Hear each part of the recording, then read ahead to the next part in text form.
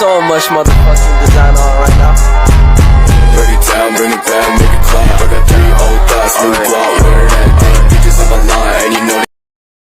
Bismillahirrahmanirrahim. Assalamualaikum warahmatullahi wabarakatuh. Untuk memenuhi evaluasi akhir semester, saya atas nama Cindy Putri Winardi, kelas K119 MNR, mata kuliah Manajemen Ekspor Impor. Alur ekspor impor dengan streamline chart dari sales contract. Mulai ekspor impor dengan sales contract, menentukan persyaratan ekspor impor, menggunakan Incoterm dalam ekspor impor, proses pengiriman barang, pembayaran dalam ekspor impor, mengatasi tantangan dalam ekspor impor. Memulai ekspor impor dengan sales contract. Sales contract merupakan dokumen penting dalam memulai proses ekspor impor. Dokumen ini berisi kesepakatan antara penjual dan pembeli mengenai barang yang akan diperdagangkan, harga jual, syarat pembayaran, dan lain-lain. Sales contract juga dapat menjadi bukti transaksi yang sah di hadapan hukum. Contoh kasus penggunaan sales contract adalah ketika sebuah perusahaan di Indonesia ingin melakukan ekspor produknya ke Amerika Serikat. Perusahaan tersebut membuat sales contract dengan perusahaan pembeli yang berisi detail tentang produk yang akan dikirim, harga, tanggal pengiriman, dan syarat pembayaran. Sales contract ini kemudian digunakan sebagai acuan dalam proses ekspor impor. Menentukan persyaratan ekspor impor. Untuk melakukan ekspor impor, terdapat beberapa persyaratan yang harus dipenuhi. Beberapa persyaratan umum meliputi izin ekspor impor dari pemerintah, perizinan khusus untuk produk tertentu seperti obat-obatan atau senjata, serta pemenuhan standar kualitas dan keamanan produk yang ditetapkan oleh negara tujuan.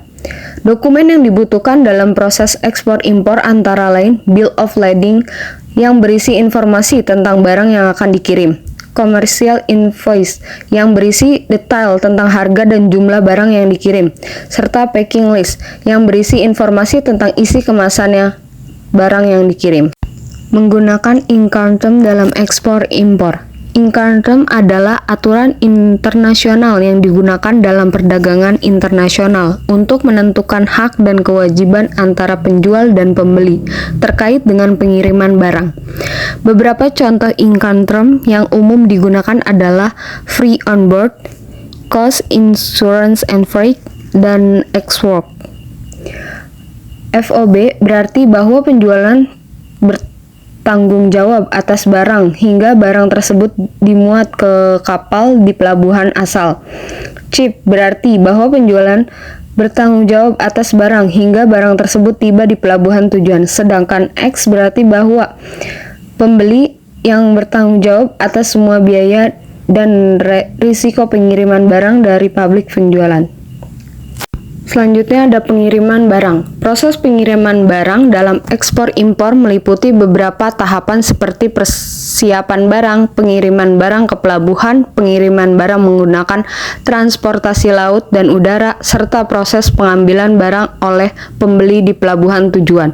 Beberapa dokumen yang diperlukan untuk proses pengiriman barang antara lain Packing List yang berisi informasi tentang isi kemasan barang, Certificate of Origin yang menunjukkan asal negara barang, serta Bill of Lading yang berisi informasi tentang barang yang dikirim dan kapal yang digunakan untuk pengiriman barang. Selanjutnya, pembayaran dalam ekspor impor. Proses pembayaran dalam ekspor impor dapat dilakukan menggunakan beberapa metode seperti letter of credit atau wire transfer. Letter of credit adalah surat kredit yang dikeluarkan oleh bank pembeli kepada bank penjual sebagai jaminan pembayaran. Sedangkan wire transfer adalah transfer uang langsung dari rekening pembeli ke rekening penjual. Keuntungan menggunakan letter of credit adalah bahwa pembeli dapat memastikan bahwa pembayaran hanya akan dilakukan jika barang yang diinginkan sudah dikirimkan. Namun, kelemahan dari letter of credit adalah biaya yang cukup tinggi. Sementara itu, keuntungan menggunakan wire transfer adalah biaya yang lebih mudah, lebih rendah, namun resiko penipuan lebih tinggi. Yang terakhir ada mengatasi tantangan dalam ekspor impor. Tantangan yang mungkin dihadapi dalam proses ekspor impor antara lain masalah perizinan, kesulitan dalam mencari pasar yang tepat, resiko kerusakan atau hilangnya barang selama pengiriman, serta masalah pembayaran. Untuk mengatasi tantangan ini, perusahaan dapat melakukan riset pasar yang lebih mendalam, bekerja sama dengan pihak logistik yang terpercaya, serta memastikan bahwa dokumen dan persyaratan ekspor impor telah dipenuhi dengan baik.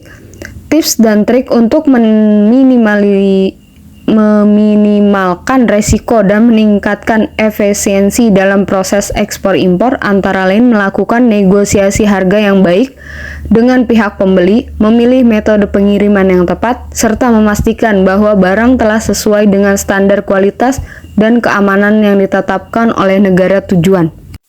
Mungkin itu saja yang dapat saya sampaikan. Terima kasih. Wassalamualaikum warahmatullahi wabarakatuh.